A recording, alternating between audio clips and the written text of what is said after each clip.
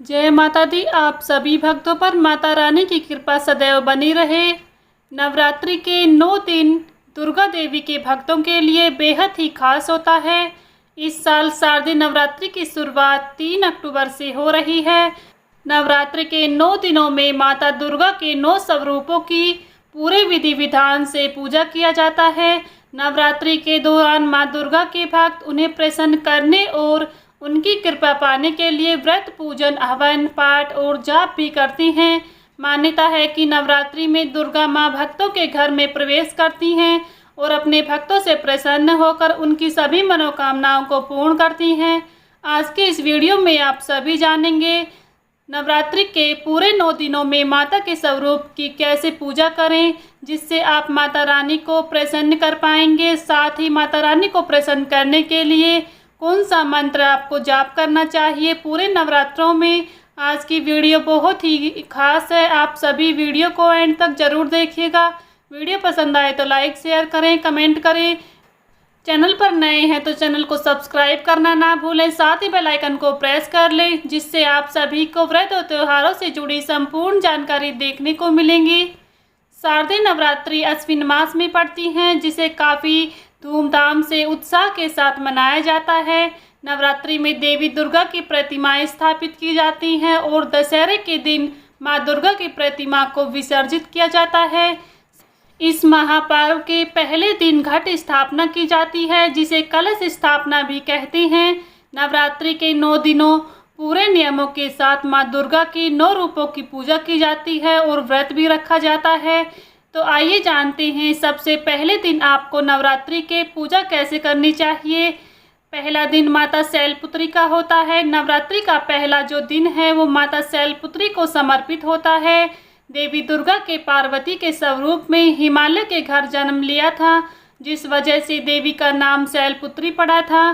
देवी के इस रूप से जीवन में पर्वत के समान धन समृद्धि आती है और माँ शैलपुत्री के एक तरफ त्रिशूल और दूसरी तरफ कमल है और उनके सिर के पीछे आधा चांद है। अगर कोई व्यक्ति ध्यान से उनकी प्रार्थना करता है तो उसके जीवन में अच्छे बदलाव होते हैं।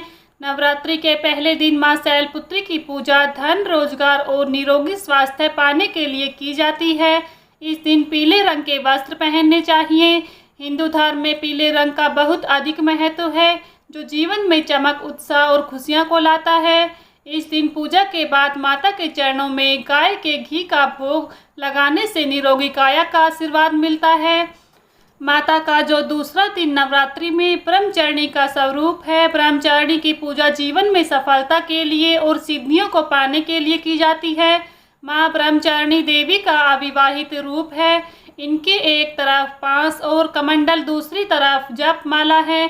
माँ ब्रह्मचारिणी प्यार और बलिदान को दर्शाती हैं और पूजा के बाद शक्कर का भोग लगाने से सभी घर वालों की उम्र लंबी होती है।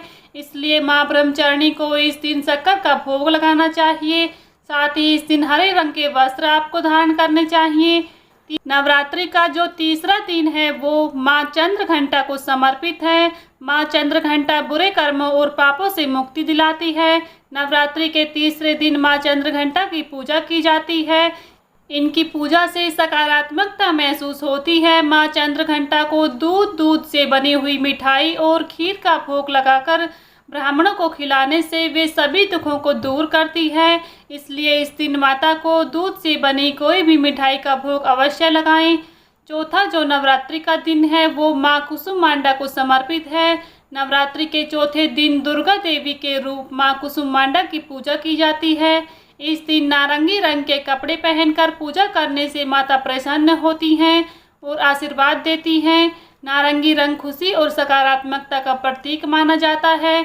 इस दिन माता को मालपुओं का भोग लगाने और मंदिर में बांटने से माता खुश होकर बुद्धि देती है, साथ ही अपने भक्तों की मनोकामनाओं को पूर्ण करती हैं। पांचवा जो नवरात्रि का दिन है वो माता स्कंद माता को समर्पित है। नवरात्रि के 5वें दिन माता स्कंद माता की पूजा की जाती है। माता के 4 हाथ और 3 आंखें हैं। भगवान कार्तिकेय की माता हैं। देवी स्कंद माता हैं। देवी दुर्गा के स्वरूप से खुशी, समृद्धि और मोक्ष की प्राप्ति होती है। माता की पूजा के बाद केले का भोग लगाने से शारीरिक स्वास्थ्य हमेशा स्वस्थ रहता है। इसलिए मां सकंद माता को इस दिन केले का भोग जरूर चढ़ाएं। साथ ही सफ़ेद रंग के वस्त्र इस दिन धारण करने चाहिए। छठा जो दिन है नवरात्रि का, वो मां कात्यायनी को समर्पित है। नवरात्रि के छठे दिन मां कात्यायनी की पूजा की जाती है। साथ ही मां कात्यायनी की पूजा करने से बीमारी और भय दूर होती हैं। इस दिन लाल रंग के कपड़े पहनकर पूजा करनी चाहिए और पूजा के बाद शहद का भोग माता को लगाना चाहिए। नवरात्रि के 7वें दिन मां कालरात्रि को समर्पित माना जाता है। देवी का यह रूप सबसे आक्रामक है। देवी के इस रूप से दुश्मन दूर होती हैं। 7वें दिन मां कालरात्रि की आराधना की जाती है। मां कालरात्रि की पूजा करने से जीवन के आर्थिक कष्ट दूर होते हैं और नकारात्मक ऊर्जा दूर रहती है। पूजा के बाद माता को गुड़ का भोग लगाने से अचानक आने वाले संकट दूर हो जाते हैं। इसलिए इस दिन माता को गुड़ का भोग अवश्य लगाएं। 8वें दिन मां महागौरी की पूजा करने का विधान है। इस दिन पूजा गुलाबी रंग के कपड़े पहनकर करनी चाहिए। माता महागौरी के पूजन से जीवन के सभी दुख दरिद्रता दूर हो जाती है। साथ ही श्रद्धा पूर्वक अर्चना करने से निसंतानों को संतान सुख मिलता है। मां महागौरी में जीवन को धन, स्वास्थ्य, नाम और सभी तरह की खुशहाली से भर देती है। देवी के इस रूप की पूजा के बाद नारियल का भोग लगाना चाहिए और नारियल दान में भी देना चाहिए, जिससे भक्तों की मनोकामनाएं पूर्ण होती हैं। इस दिन गुलाबी रंग के वस्त्र पहनने चाहिए। नवरात्रि का जो 9वां दिन है मां सिद्धिदात्री को समर्पित है। नवरात्रि का 9वां और आखिरी दिन माता सिद्धिदात्री के पूजन के लिए समर्पित होता है और इनके पूजन करने से हमारे जीवन में सभी सिद्धियां आती हैं। मां सिद्धिदात्री किसी भी बीमारी, रोग को चुटकी में ठीक करने का शक्ति रखती हैं। नवरात्रि के आखिरी दिन बैंगनी रंग के कपड़े पहनकर माता का पूजन करना चाहिए। मां सिद्धिदात्री को तिल का भोग लगाने से अनहोनी से छुटकारा मिलता है। इसलिए इस दिन मां सिद्धिदात्री को तिल का भोग अवश्य लगाएं। इस प्रकार से आप नवरात्रि के पूरे 9 दिनों में माता रानी को भोग लगाकर और उनकी पूजा आराधना करके माता को सहज ही प्रसन्न कर सकते हैं। तो भक्तों, वीडियो में आपके लिए इतना ही। वीडियो पसंद आई है तो प्लीज़ वीडियो को लाइक शेयर करें। चैनल पर नए हैं तो चैनल को सब्सक्राइब करना ना भूलें। साथ ही बेल आइकन को प्रेस कर लें, जिससे आप सभी को व्रत और त्योहारों से जुड़ी संपूर्ण जानकारी देखने को मिलेंगी। मिलती हूँ नेक्स्ट वीडियो में। तब तक के लिए सभी को जय माता दी।